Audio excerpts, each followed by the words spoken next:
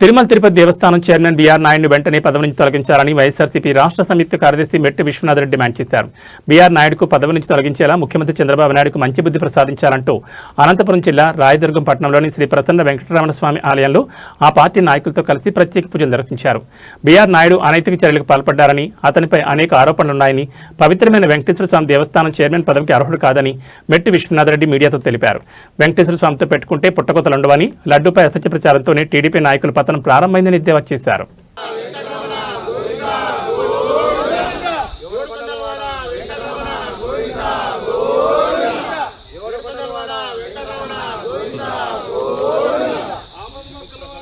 తిరుపతి తిరుమల విషయంలో చంద్రబాబు చేస్తున్న ద్రోహం అంతో ఇంతో కాదు. పరాయి మహిళతో బీఆర్ నాయుడు అనే వ్యక్తి వీడియో అందరూ వైరల్ అయింది. అయినా అతన్ని కొనసాగిస్తున్నాడు. ఇప్పటివరకు సస్పెండ్ చేయలేదు.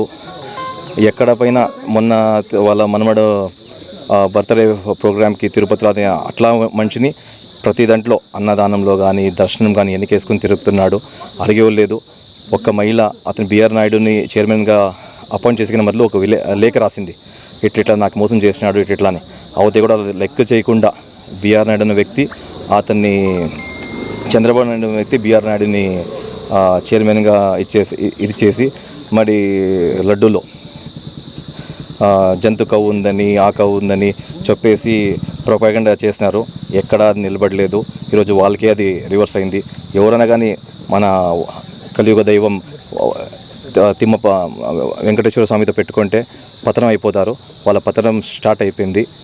సో నా డిమాండ్ ఒకటే, ఎప్పుడు ఈ మనిషిని ఈ పదవి నుంచి తీసేస్తారని చంద్రబాబు గారిని ప్రశ్నిస్తాను చెప్తూ సెలవు తీసుకుంటున్నాను.